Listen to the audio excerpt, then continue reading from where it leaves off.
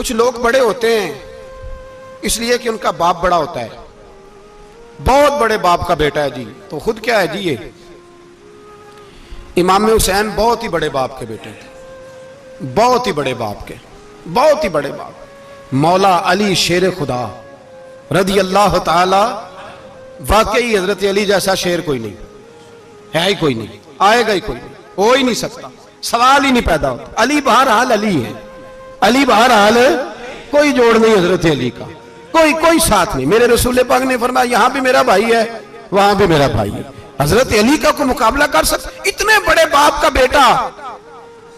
हजरत इमाम हुसैन खुद भी बहुत ही बड़े थे, इमाम हुसैन खुद भी अल्लाह जानता है बहुत बड़े थे। कहते हैं गद्दी पे बैठ गया, इसे कोई जरूरत नहीं, लेकिन इमाम हुसैन ने ऐसे नहीं किया। इमाम ज़ैनुल आबिदीन फरमाते हैं मेरे अब्बा जी इमाम हुसैन फर्ज नमाजों के अलावा एक दिन में 100 नफल अदा किया करते थे, और एक रवायत में फरमाते हैं 1000 नफल पढ़ा करते थे। कितने? चलो तुसी 50-50 पढ़ ले, बताओ तो सही ना कितने। तो ये जो इमाम हुसैन का बड़ा नाम लेने वाले हैं, ये तो इनसे पूछो कि तुम तो नमाजें पूरी नहीं पढ़ते, और इमाम का तो ताल्लुक है नमाज के साथ। 9-10 मुहर्रम की सारी रात इमाम हुसैन क्या करते रहे?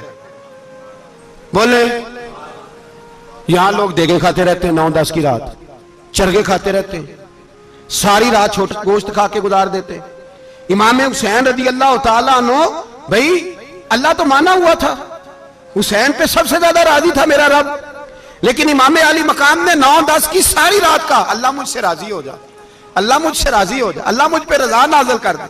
सारी रात करबला की रेत पे आंसू बहा बहा के सारी रात सजदे में गुजार दी। तू तमाशा करके सो जाता है और कहता मैं बड़ा हुसैनी हूं। इमाम अली मकाम बहुत बड़े थे, इबादत गुजार थे, रियाजत बड़ी करते थे। इमाम हुसैन के घर का काबा था, अपना था।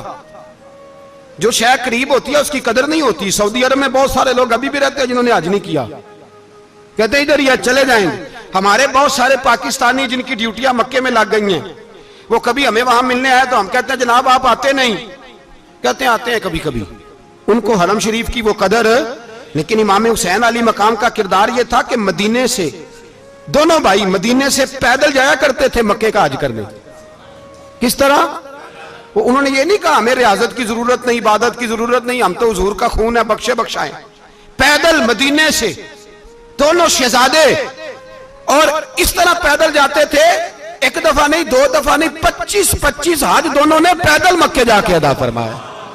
25-25 हज। तुझे कभी तौफीक ही नहीं हुई? तू जहाज पे जाना भी पसंद नहीं करता, तू ख्याल ही नहीं करता कि कितनी कदर है अल्लाह के घर की। 25-25 हज।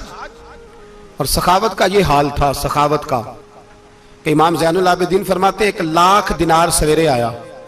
कितना? समझ ले अरबों खरबों रुपए आज के हिसाब से, 1 लाख दिनार। और फरमाते हैं फातिमा के लाल दरवाजे पे बैठ गए पैसे लेके, और लोगों को बुला बुला के नजर दी, फरमाया थोड़े से ले जाओ, थोड़े से ले जाओ, थोड़े से ले जाओ, थोड़े से। फरमाते जोर तक इमाम हुसैन ने लाखों बांट दिए। उठ के अंदर आए तो मैंने कहा अब्बा जी को 1 दिनार बचा लेते। आप जब बाजू उठाते हैं तो आपके कुर्ते पे 17 पैबंद लगे हुए हैं, एक कुर्ता ही नया ले लेते। तो फरमाते मेरी तरफ देख के कहने लगे बेटे, ये नहीं कहा कि मैं ले लेता कुर्ता, लफ्जों पे गौर करना।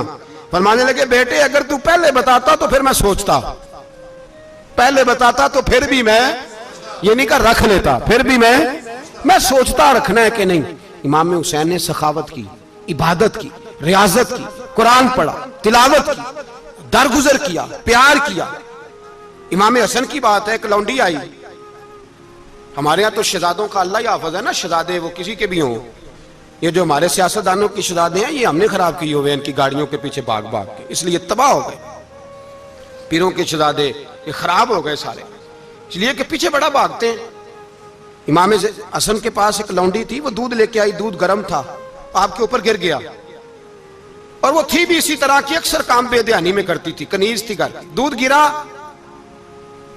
तो वो कांपने लगी कि मैंने कई गलतियां की, अब तो बहुत सख्त गलती है। गर्म दूध इमाम पे पड़ गया तो इमाम साहब ने तिलावत शुरू कर दी इमाम हसन ने, वल काज़िमीन अल गैज़ वल आफीना अनिन नास वल्लाहु युहिब्बुल मुहसिनीन। फरमाया जो गुस्सा पी जाए और लोगों को माफी दे, उनसे तो अल्लाह मोहब्बत फरमाता है, इनसे तो अल्लाह प्यार करता है। इमाम साहब ने उस लौंडी को फरमाया, जा तू अल्लाह की रजा के लिए आजाद है, जा तू आजाद है, अब तू लौंडी नहीं।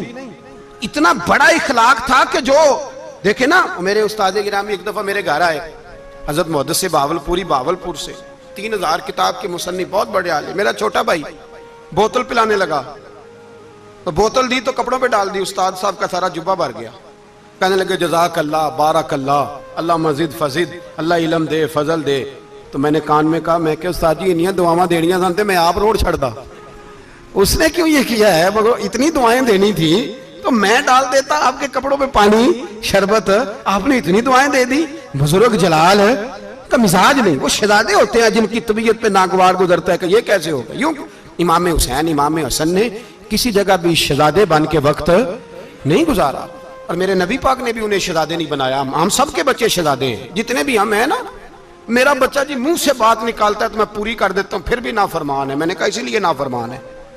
अगर आधी पूरी करते और आधी ना करते तो उसे पता होता कि कहीं सब्र भी करना है। हमारा बच्चा रोटी ना पके तो घर में टीवी भी तोड़ देता है, उसकी अम्मा खाना टाइम पे ना पकाए तो बर्तन तोड़ता है। क्यों? हमने उसकी आदतें खराब की हैं। लेकिन मेरे रसूल पाक सल्लल्लाहु अलैहि वसल्लम ने झोली उठा के दुआ मांगी, ऐ अल्लाह, गोया हुजूर कह रहे थे इन्होंने कर को करबला में भी जाना है, फरमाया या अल्लाह इन्हें 3 वक्त रोटी ना देना, 1 वक्त रोटी देना। 3 वक्त नहीं, 1 वक्त की रोटी दे, 1 वक्त का खाना दे। और नबी पाक ने ट्रेनिंग घर के अंदर कराई थी, अंदर हजरत फातिमा ने ट्रेनिंग कराई थी। लोग कहते हैं 3 दिन इमाम हुसैन प्यासे रहे, भूखे रहे, तो मैंने कहा ट्रेनिंग थी उनकी अम्मा की। तो जो है मेरी बात पर, हमारा बच्चा तो 1 घंटा बर्गर ना मिले तो बर्तन तोड़े, उनकी अम्मा की ट्रेनिंग थी, सब्र हौसला सिखाया था। इमाम हसन और हुसैन बीमार हो गए तो हजरत फातिमा ने मन्नत मांगी, या अल्लाह मेरे बच्चों को शिफा दे, मैं 3 रोजे रखूंगी। कौन सी मन्नत मानी? बोलिए। हम सिर्फ देख की मन्नत ही मानते हैं, मैं देख पकाऊंगा।